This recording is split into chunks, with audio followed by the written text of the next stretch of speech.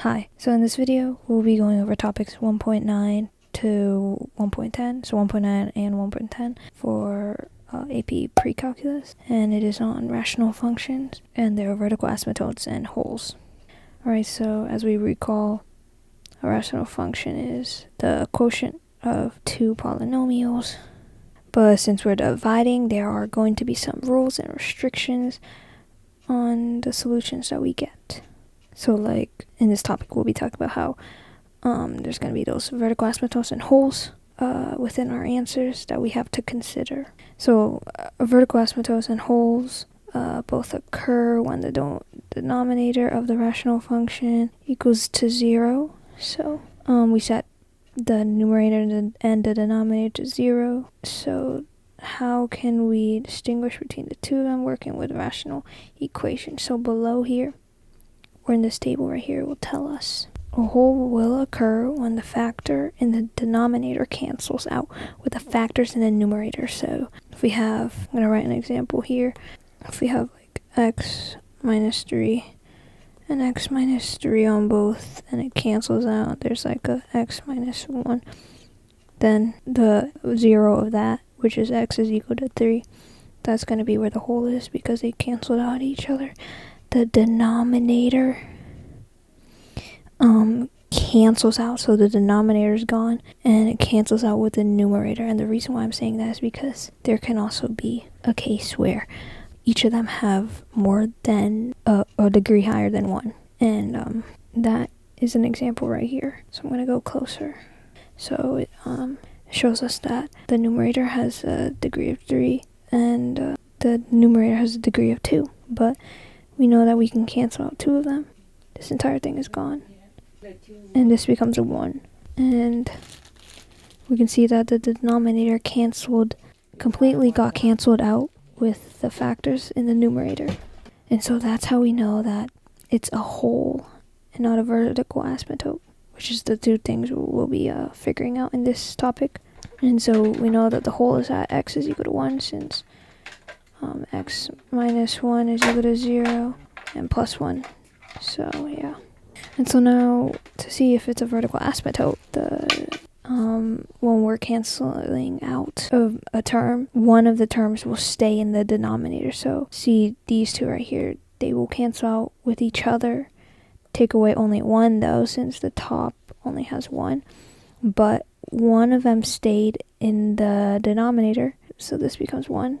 And this right here stays, so then we know it's a vertical asymptote because the denominator cannot cancel out with the factors in the numerator, not all of the denominators. And so yeah, that's how we know the difference between wholes and vertical asymptotes when there's more than 1 degree on like one of them, you know. So yeah, the vertical asymptote is at x is equal to 0 or 1, and then here are examples of a graph with the whole right here at 1, x is equal to 1.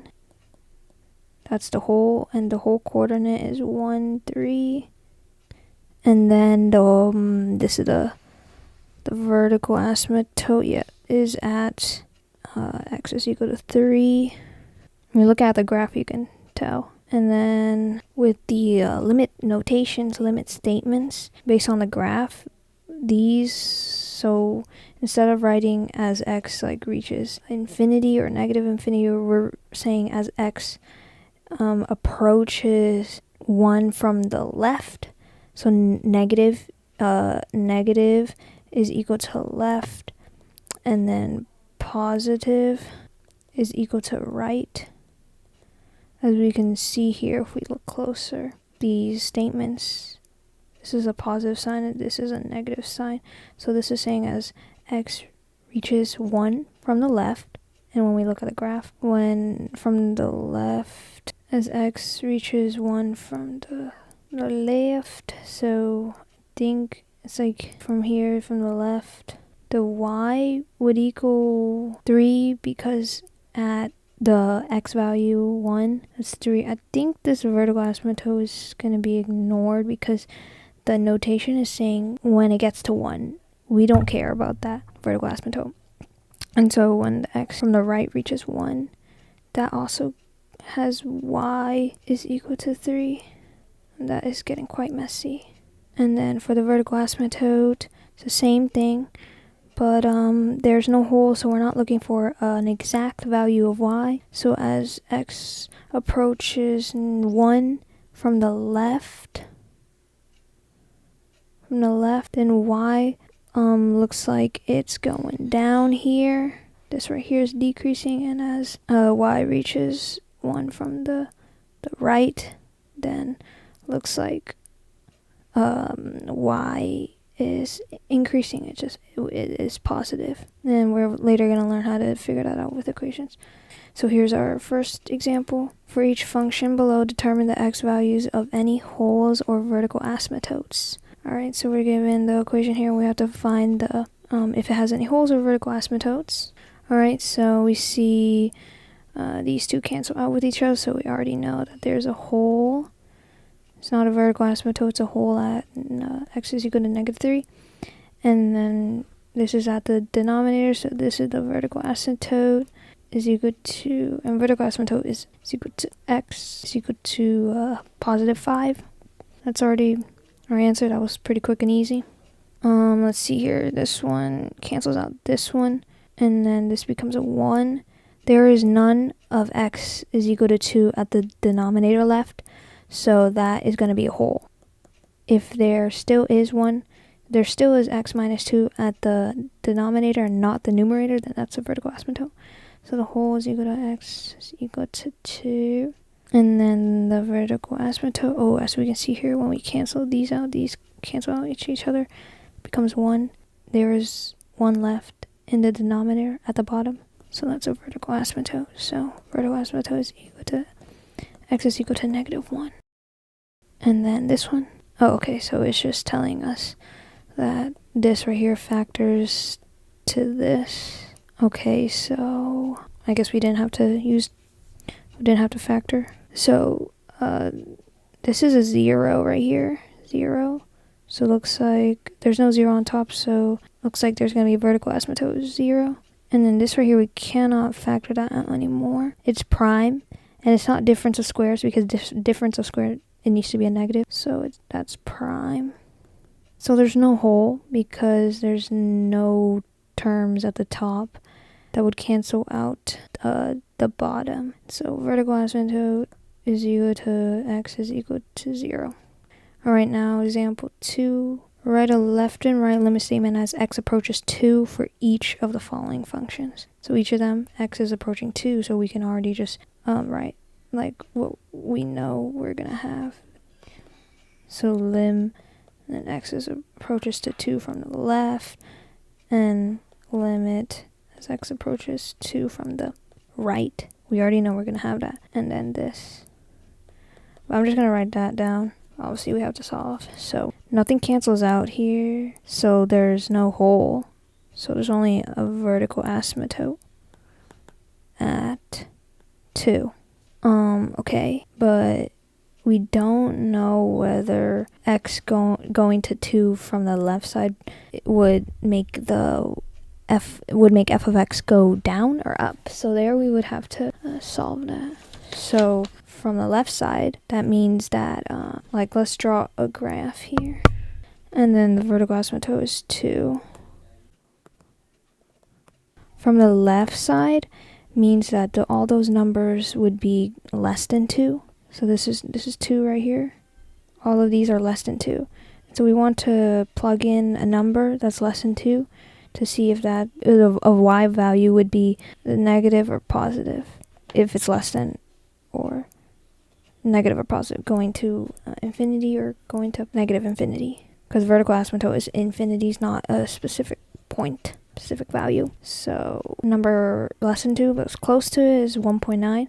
So we just plug in. So for each x we plug in 1.9. I'm just gonna say 1.9 is here, 1.9, and then 1.9. And then we're going to see if that results in negative or positive. So 1.9 minus 1, 1.9 minus 1, it gives us a positive. And 1.9 plus 3, that's a positive. 1.9 minus 2, that's a negative. And so positive times positive over negative. So let me write that there, or down here. So 1.9 gives us positive times positive divided by negative, which equals to positive divided by negative, which is negative. So I'm just going to say neg. And then now moving on to a number on the right side, looking back at the graph to see what would happen on as x approaches 2 from the right side. So we can say 2.1. So 2.1, 2.1, 2.1. 2.1 minus 1, that gives us a positive. 2.1 plus 3, that's positive. And 2.1 minus 2, that's also a positive. So 2.1 positive times positive over positive gives us a positive. And so now we know what these would reach to. I guess I'm just going to write it in green, but I'm just going to erase this though, this up here. And so as x gets to 2 from the left, we see this is the left. It would get to negative infinity. And then as x goes to 2 from the right, it would go to positive infinity. So that's how we get the limit notations for vertical asymptotes. Let's see this one here. Okay, so we see this cancels out, those two cancel out, so that means there's going to be a hole, and that hole is equal to 2, x is equal to 2. Looks like there's also a vertical asymptote, but we're going to write it based on the hole, and so we'll just write what we know. So it's a hole, the hole is 2, so then that means as x is approaching 2, x approaches 2 from the right, and then this function is called g of x. So g of x, and then, oh, it should not be an arrow. That is my bad. It should be an equal sign. That is my bad, guys. Equal sign. And so what we're trying to find out is the y coordinate of the hole, because we don't know that coordinate. So that's what we're trying to find out, because that's where x is reaching as x approaches 2 from both sides. So to find that out, we have to plug in x, which is 2, to the original equation, and we don't have to use these because they got canceled out, so that just saves time. So 2 plus 4, that's the x over 2 minus 3, and that gives us 6 over negative 1, which is negative 6. So that means on the left and right it's negative 6. I'll write that in a different color. So yeah, that's solving it when there's a hole. Let's see this one right here. This gets canceled out. This becomes a 1. So there's 1 is left in the denominator. So that means that there's a vertical asymptote. So limit as x goes to positive 2 from the left, h of x equals, and as x approaches 2 from the right side, h of x is equal to something. And so as we remember, to do the vertical asymptote, we have to find a value less than 2 and greater than 2 to solve. So this is basically just the same thing as our first one. I don't know why they would do that. So we're starting from the left side. A value less than 2 is 1.9. So 1.9 minus 4, that gives us a negative. This gives us a negative 2. This gives us a negative. And this gives us a positive. So 1.9. This one gives us, this one actually gives us a positive. We have to remember that there's a square right there. We did cancel that out, but for this one, we need to do it originally. Honestly, plugging in for the original equation for everything is the right way, but for the holes, I mean, when you plug in for this, they're just going to cancel out each other anyway, so yeah. For this is a different case though. So that gives us positive. And then this also gives us positive. So 1.9 negative times negative over positive times positive, which is going to give us a positive. Pause, short for positive. Alright, so the next number, we can do 2.1. So 2.1. This gives us a negative. This gives us a positive. Positive. Remember a square when you're plugging in, trying to find the negative or positive of a square, then it's also always going to be positive. and then this is a negative, so negative times positive over positive times negative, that's both negatives, so that gives us a negative. And then, so this is the left, this is the right. So then on the left it goes to infinity, and then on the right it goes to negative infinity. So example 3, write an equation of a rational function with the following limit properties. So this might take us a while. So I think these kinds are probably the hardest one in 1.9 and 1.10. So let's go. These two, we can see that these two use the infinity symbol, so these two are based on the vertical asymptote, and this one must be based on the whole. So we know that the whole x value is 3 and the y value is 5. So we need to create our equation here.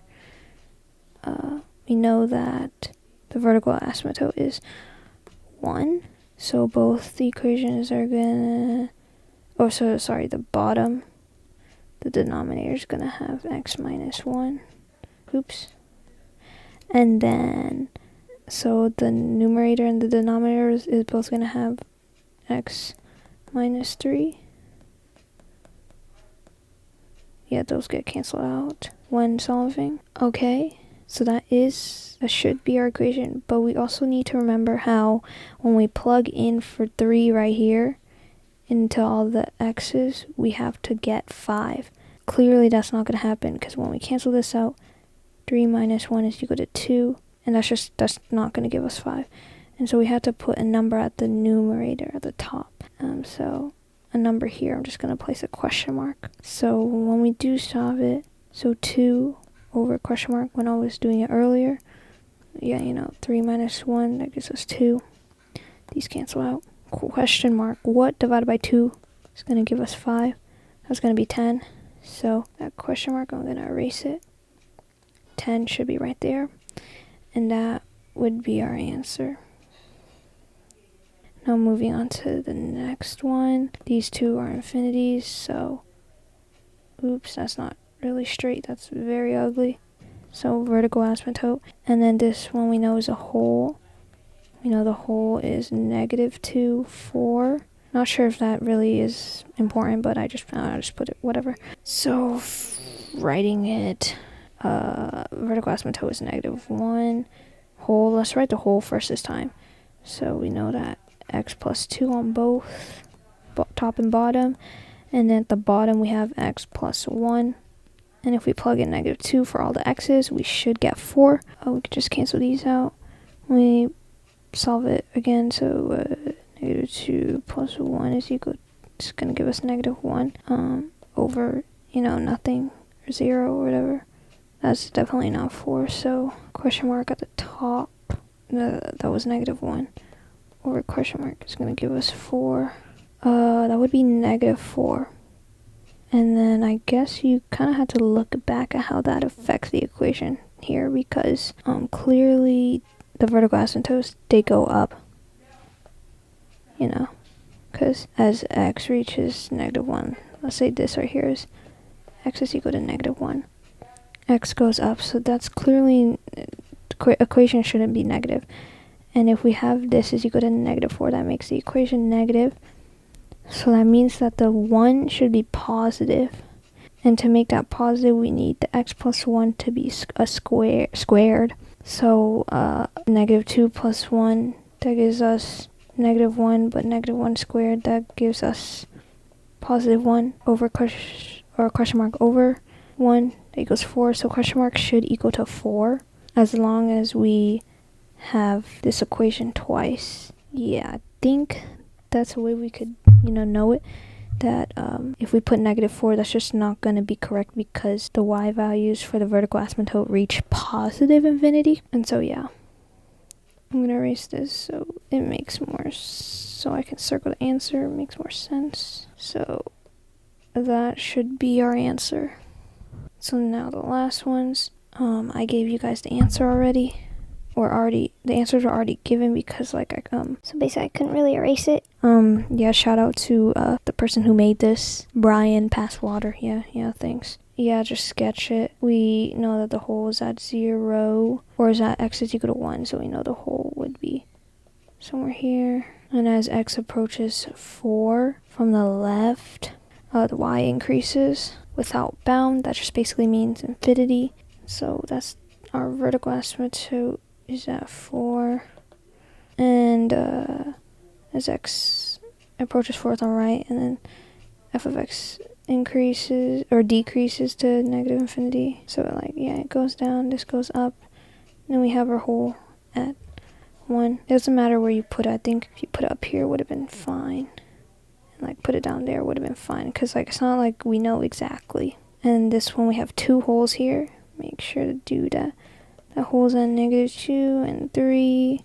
And as x approaches to -1 from the left, right here, -1, g of x decreases, yeah. And as x approaches -1 from the right, y, or g of x also decreases, so it would be that. Why did I draw the hole like that? Should be the horizontal asymptote.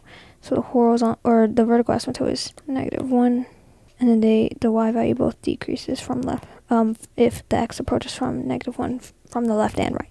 And so that's basically topic 1.9 and 1.10. Thank you for watching.